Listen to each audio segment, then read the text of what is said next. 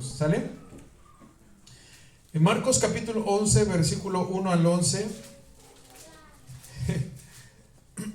La entrada triunfal. Vamos a leer hoy. Ok. Y dice así.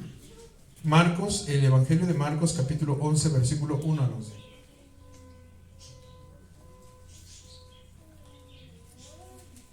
¿Ya lo tienen?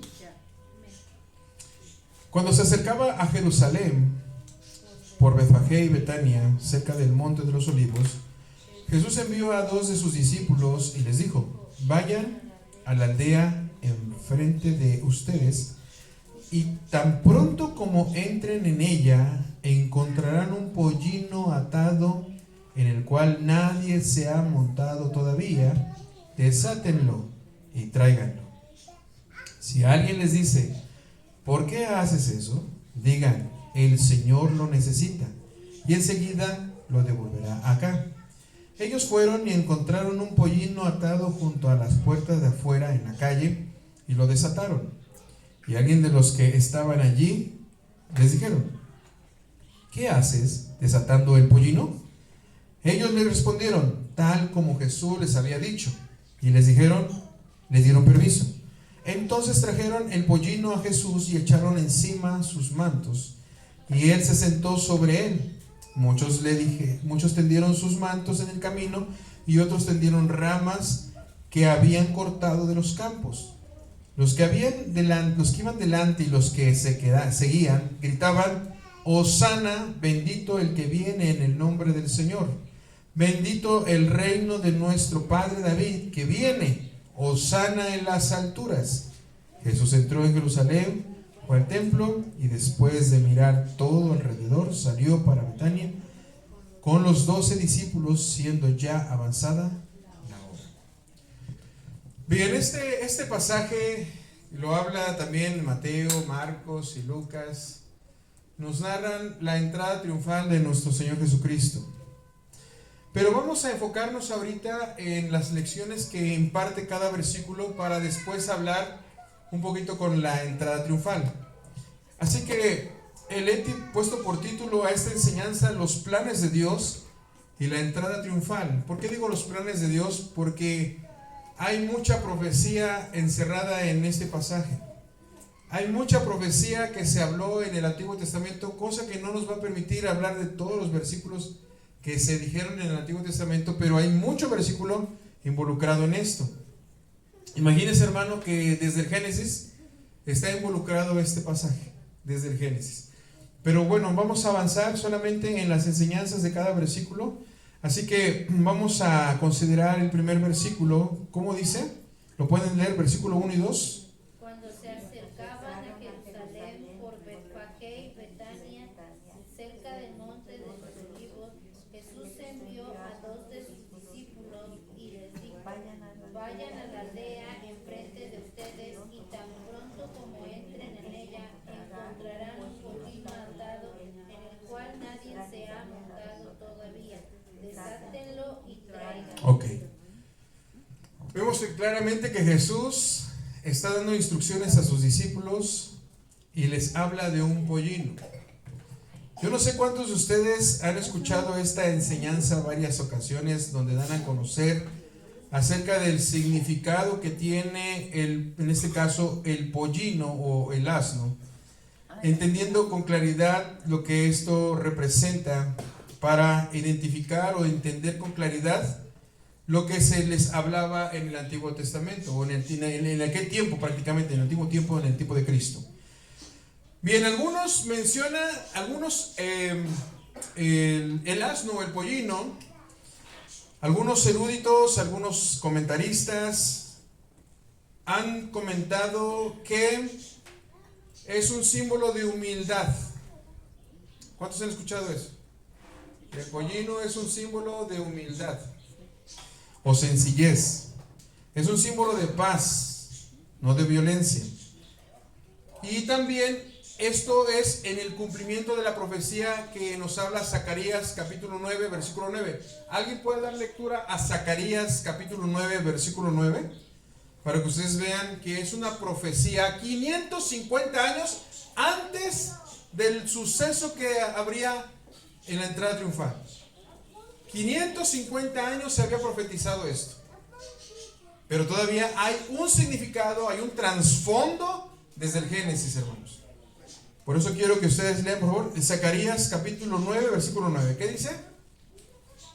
¿Alguien puede fuertemente nada más uno? ¿Leer? ¿Quién dice yo? Si lo va a leer, leo fuerte. ¿Qué dice? 9:9, Zacarías 9:9. Dice, alégrate mucho, oh hija de Sión, da voces de júbilo, oh hija de Jerusalén. He aquí tu rey viene a ti, justo y trayendo salvación, humilde y montado sobre un asno, sobre un pollino, hijo de asna. Amén.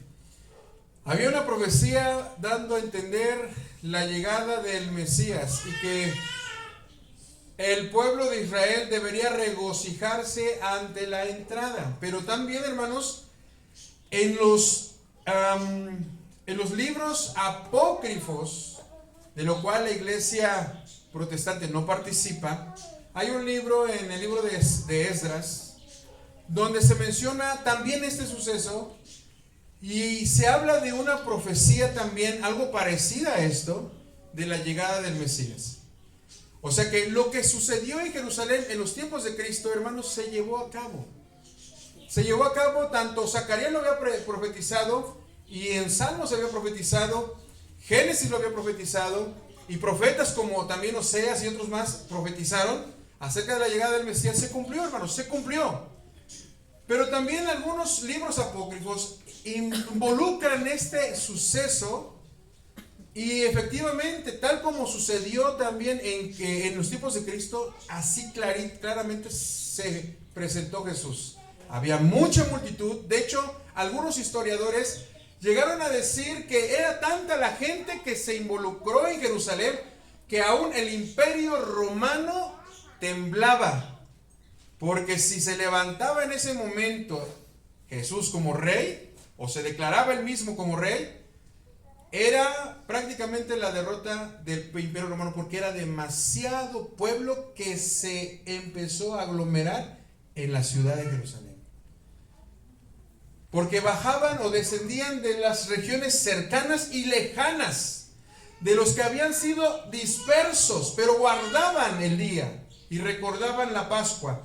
Y bajaban de los lugares, tanto lejanos y cercanos, bajaban a Jerusalén o llegaban a Jerusalén para celebrar esta fiesta de la Pascua. Ahora, pero esto tiene un significado previo también a la Pascua. Precisamente, ¿qué se realizaba antes de la Pascua? Dice la Biblia, en el mandamiento que Dios había determinado, que deberían escoger un cordero sin defecto.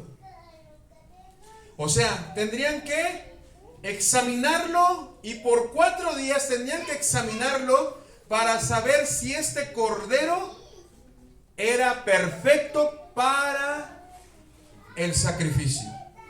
O sea que lo que estaba ocurriendo el día domingo era la examinación del cordero.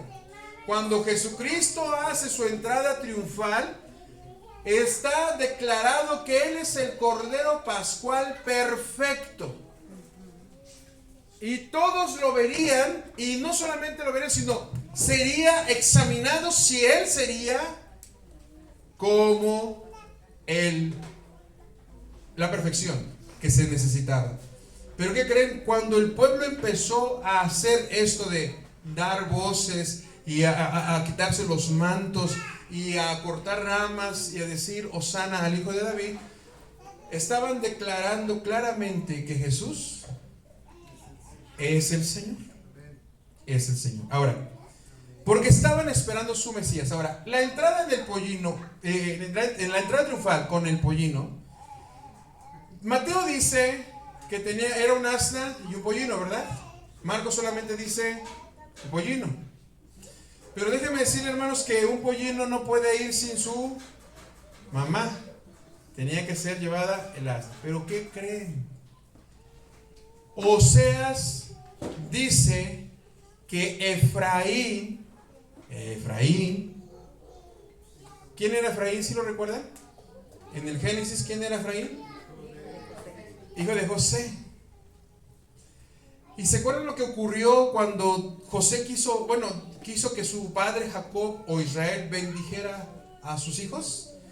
Dice que había pensado en el mayor para que su padre le diera toda bendición sobre el primogénito, pero el padre le dio la bendición primero ¿a quién? Al menor. ¿Y quién era el menor? Efraín. Entonces José se molestó un poco y dijo: no, papá, es que este es el primogénito, Manasés, a quien tienes que bendecir. Y dijo José: también habrá bendición para él, pero el menor también será un pueblo grande, más que su hermano. Ahora, pero cuando llega en el momento de la profecía de Oseas, Oseas declara que Efraín se había alejado de Dios, que Efraín, como un asno, como un pollino, desobediente y rebelde, se había alejado de Dios. O sea que todo eso encierra varias cosas, hermanos. Y ahí hay muchos eruditos que han hablado sobre esto, el significado. Porque, hermanos, cuando Efraín fue también disperso por las naciones, tuvo que mezclarse con el pueblo gentil. Y lo que Cristo quiere dar a conocer aquí en la entrada triunfal es que el pueblo gentil no formaba parte del pueblo de Dios. Y que al sentarse Jesús sobre el pollino, estaba dando también entrada juntamente con su pueblo a los gentiles. Es más, recordemos que cuando Salomón también construyó el templo, dijo que habría una parte exclusivamente para los gentiles, porque también era bueno y era necesario que el extranjero se acercara a Dios. Ahora, veamos un poquito, ya hablamos un poquito del pollino en el contexto bíblico. Vamos a hablar un poquito acerca de su significado teológico, porque habla de una realeza. El pollino se habla de una realeza y de autoridad, de una identificación tanto con los pobres como también con la realeza. Pero también hay un anuncio que se declara cuando en este caso el Mesías entraría montado sobre un pollino. Y esto era la declaración del reino de Dios. O sea que el pueblo, cuando vio a Jesús sentarse en el pollino, entendía todo esto, hermanos. Para nosotros, lo único que se nos queda es que probablemente el pollino significaba o representaba algo de la realeza, por lo que se nos ha enseñado. Pero en realidad, hermanos, si entendiéramos el contexto, por eso el pueblo de Israel comenzó a declarar: Hosana al hijo de David. Ahora vamos a Génesis para que vean cuáles son las bendiciones que vendrían sobre el... ¿De qué tribu viene Judá? ¿De qué tribu viene David? Ya les dije la respuesta. ¿De qué tribu viene el rey David? De Judá. Ok, vamos a Génesis, por favor. Ya les dije. Son bien, están muy inteligentes ustedes ahorita. Siempre han sido inteligentes, hermanos. Ok, miren, vamos a ver prácticamente las bendiciones y profecías que da Jacob o Israel acerca de sus hijos.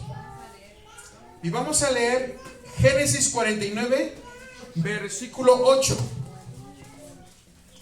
Por eso tiene mucho que ver esto. Desde antes, dice: a ti Judá, te alabarán tus hermanos. Tu mano estará en el cuello de tus enemigos. Se inclinarán a ti los hijos de tu padre. Cachorro de león es Judá. De la presa, hijo mío, ha subido. Se agazapa y se echa como león y como leona. ¿Quién lo despertará? El cetro no se apartará de Judá, ni la vara de gobernante de entre sus pies, hasta que llegue a Silo, y a él sea dada la obediencia de los pueblos. Él ata, oigan bien, él ata a la vid, ¿su qué? Su pollino, y a la mejor cepa el hijo de su... Ok, él lava en vino sus vestiduras y en la sangre de las uvas su manto. Sus ojos están apagados por el vino. Perdón, ¿están qué? Apagados por el vino. Y sus dientes blancos por la leche. ¿Se dan cuenta que esto es una profecía de lo que sucedería al hijo Judá? En este caso, el que representaría a toda la tribu de Judá, de donde viene David. ¿Encontraron ahí algo interesante? Acerca de la vid, su pollino. ¿Encontraron algo interesante también sobre que sobre él no se quitará el imperio ni el trono? ¿Qué está declarando aquí, hermanos? A Jesús como futuro rey de la descendencia ¿de quién? De David. Ahora, algo también habla de las vestiduras que serán como por la uva. ¿Qué hace la uva con las vestiduras blancas? ¿De qué color las mancha? Moradas. ¿Recuerdan cuál es la vestimenta del... El hermano dijo algo interesante hoy también cuando ministró la alabanza acerca de Jesucristo. ¿Cuál es la vestidura que llevará Jesucristo en el reino como un símbolo en Apocalipsis? Su vestidura sacerdotal de color. Exacto, vean qué color morado, púrpura. Y en su muslo lleva un título que dice fiel y verdadero. Hermanos, esto tiene que ver, se dan cuenta, el Génesis con Apocalipsis y todo lo que sucedió. Si nosotros ahora empezamos a comprender un poquito mejor, en aquel tiempo, por eso declararon a Jesús el Hijo de David. Hosana al Hijo de David, bendito el que viene en el nombre del Señor. Gloria a Dios. Ahora, si leemos antes, bueno, no quiero meterme más en profundidad, pero si leyéramos antes acerca de las bendiciones que está dando Jacob a Efraín y a Manasés, veamos tan solo una de ellas. Dice, versículo 19 del capítulo 48. Se los dejo de tarea lo demás, versículo 48, pero del versículo 19 vamos a leer acerca de las bendiciones que tiene Dios para Efraín. Capítulo 48 de Génesis, versículo 19. Dice, pero tu padre rehusó, o sea, Jacob se rehusó a hacerle caso a José y dijo, lo sé, hijo mío, lo sé, él también llegará a ser un pueblo y él también será grande. Sin embargo, su hermano menor será más grande. O sea, está hablando de Manasés primero y luego de su hermano menor, Efraín. Será más grande que él y su descendencia llegará a ser multitud de naciones. Y los bendijo en aquel día diciendo, por ti bendecirá Israel, diciendo, oh Dios, te haga como Efraín y Manasés. O sea, está bendiciendo a los hijos de José. Pero si nos vamos, bueno, no quiero ir a Oseas, pero en Oseas está diciendo una profecía acerca del apartamiento que tuvo Efraín. Porque Efraín dejó de ser fiel a Dios. Efraín se apartó de Dios, se empezó a alejar a Dios y empezó a hacer lo malo delante de Dios. Y dice la palabra de Dios que desecha a Efraín y Dios tiene que tratar a Efraín como una ramera. Una persona infiel, una persona que va en búsqueda de otras cosas y no de Dios. Pero también dice la palabra de Dios que dice, pero a ti también te traeré desde allá donde tú estés, te envíe, también te recogeré y vendrás a mí y te haré mi, ¿expande? ¿Sí?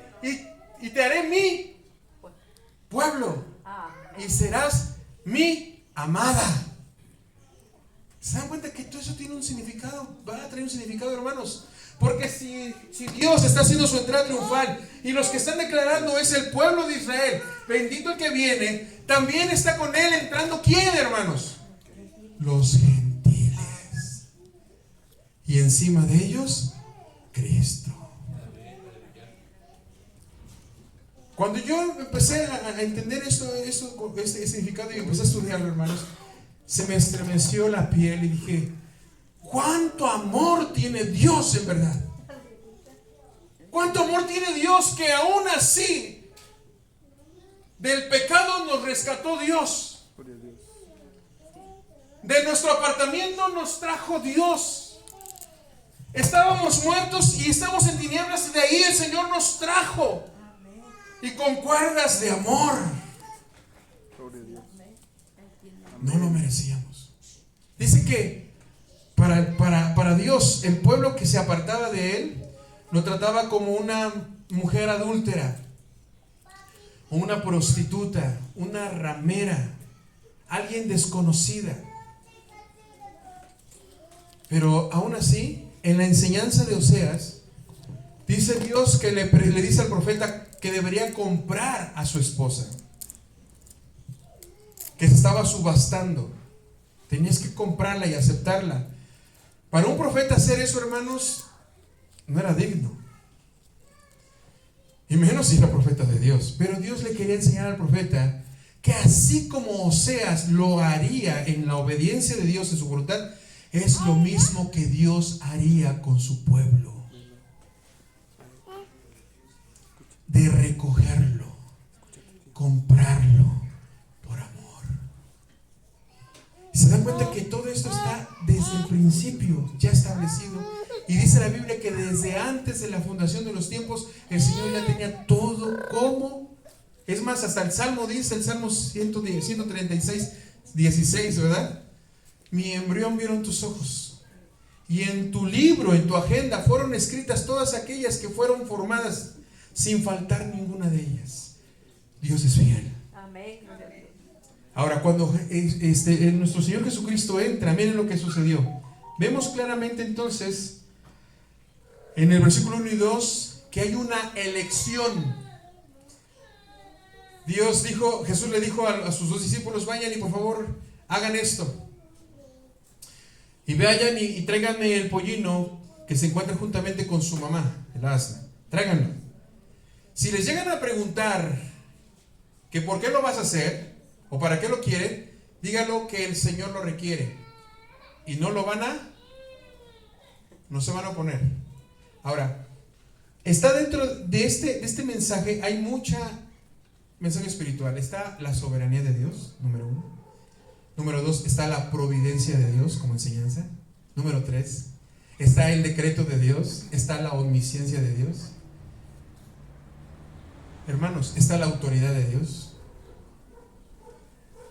Y así como está escrito, también se debería cumplir todo al pie de la letra. Y quiero que por favor veamos parte de este mensaje, lo que dice acerca de la elección.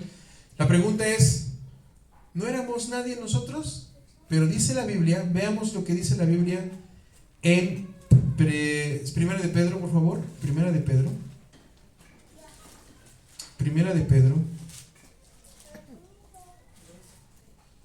Primera carta del apóstol Pedro.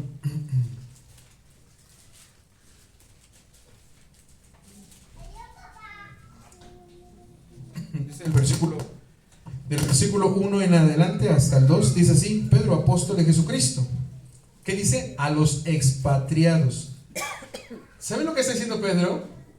Pedro está hablando acerca de sus antiguos hermanos, o sea, hablando de las tribus que fueron esparcidas por todo el mundo, que conocen la ley de Dios, o sea, la ley de Moisés, la conocen, pero también se les ha predicado de la llegada del Mesías y han aceptado a Jesucristo.